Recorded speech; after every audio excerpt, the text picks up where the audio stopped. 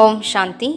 B.K. Surajbhai அவர்களின் தாரணை வகுப்பு, ஆகஸ்ட் 17, 2024. சங்கம யுகத்தில் சுயம் பகவான் நம் அனைவருக்கும் தனது அனைத்து பொக்கிஷங்களையும் வழங்க வந்திருக்கிறார். யார் அவரிடமிருந்து அனைத்தையும் பெற்றுக்கொள்கிறார்களோ அவர்கள் புத்திசாலிகள் மற்றும் அதிர்ஷ்டசாலிகளாவார்கள். யார் தனது புத்தியினை அங்கும் இங்கும் அலைபாயச் செய்திருக்கிறார்களோ அவர்கள் வெறுங்கையோடு இருந்து விடுகிறார்கள். சிந்தனை செய்வோம். பகவான் அதிர்ஷ்டத்தை பகிர்ந்தளிக்க வந்திருக்கிறார். பரம சுகத்தை வழங்க வந்திருக்கிறார். அமைதியின் சக்தியினை நிரப்ப வந்திருக்கிறார். வரங்களை வழங்கிக் கொண்டிருக்கிறார். இப்படிப்பட்ட தருணத்தில் நாம் எங்கே இருக்கிறோம்? அவரிடமிருந்து நாம் முகத்தை திருப்பிக் கொள்ளவில்லை தானே? ஜென்ம ஜென்மங்களாக பிரபுவே வாருங்கள் என்று அழைத்து வந்தோம். நீங்கள் வந்தீர்கள் என்றால் நாங்கள் இப்படியெல்லாம் செய்வோம் என்று வாக்குறுதி அளித்து வந்தோம். எங்களது அனைத்தையும் பலியாக்கி விடுவோம்.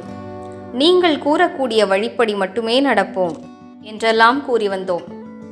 ஆனால் எப்போது அவர் வந்து விட்டாரோ அவர் பக்கம் பார்ப்பதே இல்லை. அவர் கூறுவதை குறைவாகவே கேட்கின்றோம். பாபாவே கூறுகிறார், குழந்தைகளே, நீங்கள் நான் கூறுவதை குறைவாகவும் மாயை கூறுவதை அதிகமாகவும் கேட்கிறீர்கள்.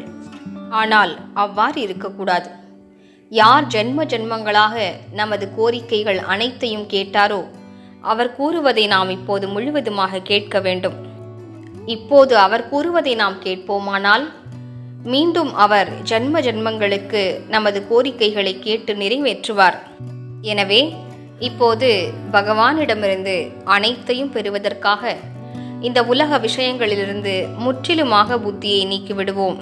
இவ்வுலகில் 2 விஷயங்கள் தான் இருக்கின்றன.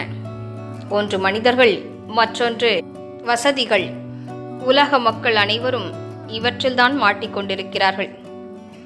சிலர் மனிதர்களிடம் மாட்டிக்கொண்டிருக்கிறார்கள். சிலர் மனிதர்கள் மூலமாக கிடைக்கக்கூடிய குழப்பங்கள், பிரச்சனைகளில் மாட்டிக்கொண்டிருக்கிறார்கள். தொந்தரவடைந்திருக்கிறார்கள். பலருக்கும் சுகம் இல்லை. வசதிகளை தேடி ஓடிக்கொண்டிருக்கிறார்கள். அந்த வசதிகளை அவர்களால் அடையவும் முடியவதில்லை. அந்த ஆசைகள் என்ற மாய தோற்றங்களை அழிக்கவும் முடியவில்லை. பகவான் வந்துவிட்டார். குறிக்கோள் கிடைத்துவிட்டது. நிலையான இடம் கிடைத்துவிட்டது. இப்போது திசை திரும்பக்கூடிய நேரம் அல்ல. இப்போது வழிமாறி சென்று விட்டால் பின்னர் இந்த நாட்களை நினைத்து நொந்து கொள்ள வேண்டியதுதான். பகவான் என் முன்னிலையில் இருந்தாரே, தனது அனைத்தையும் வழங்க வந்திருந்தாரே, உலக நன்மையின் காரியத்தை செய்வித்தாரே, தனது மிகப்பெரிய காரியத்தில் நம்மை துணைவராக சேர்த்து கொண்டாரே, ஆனாலும் நாம் தவறவிட்டோமே என்று கடைசியில் பச்சாதாபமே மிஞ்சியது. காலம் கடந்து சென்ற பின்னர் என்ன செய்ய முடியும்? உலக மாற்றத்தின் காலம் தொடங்கி இருக்கும். யுகம் மாற்றமடையும். அந்த தருணத்தில் யார் அனைத்து பொக்கிஷங்களாலும் தன்னை நிரப்பியிருப்பார்களோ அவர்களை நோக்கி உலகமே திரும்பி பார்க்கும்.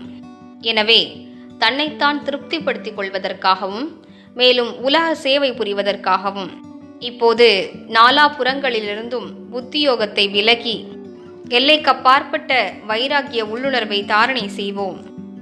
வைராகியம் என்றால் வறண்ட தன்மை அல்ல. வைராகியம் என்றாலே மனம் புத்தியை அங்கும் இங்கும் அலைபாய விடாமல் தந்தையிடம் நிலைக்கச் செய்வதாகும். தேகதாரிகள் மீது, செல்வம், சொத்து ஆகியவை மீது, பதவி, பொசிஷன் ஆகியவற்றின் மீது, பெயர், புகழ், மரியாதை ஆகியவற்றின் மீது இருக்கக்கூடிய கவர்ச்சியிலிருந்து விலகி விடுவது. இதுவே முழுவதுமாக பிச்சைக்காரராவதாகும். அனைத்தையும் ஒருவருக்காக ஸ்வாகா செய்து விடுவதாகும். முழுமையான கவர்ச்சி ஒருவர் மீதுதான். அனைத்து பலன்களையும் அந்த ஒருவரிடமிருந்தே பெற்றுக்கொள்ள வேண்டும்.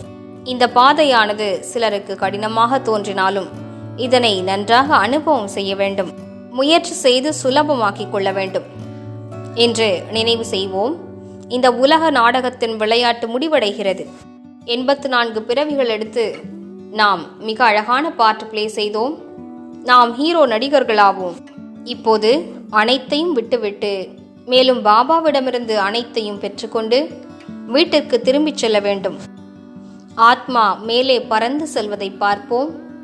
அனைத்தையும் விட்டுவிட்டு ஆத்மாவாகிய நான் எனது தாமத்திற்கு திரும்பிச் செல்கிறேன். பாபாவிற்கு அருகாமையில் சென்று அமர்ந்து விட்டேன். பின்னர் சத்யுகத்தில் எனது பாகத்தை நடிப்பதற்காக மீண்டும் வருவேன். வந்து தேவ சொரூபத்தை தரிப்பேன். ஓம் சாந்தி.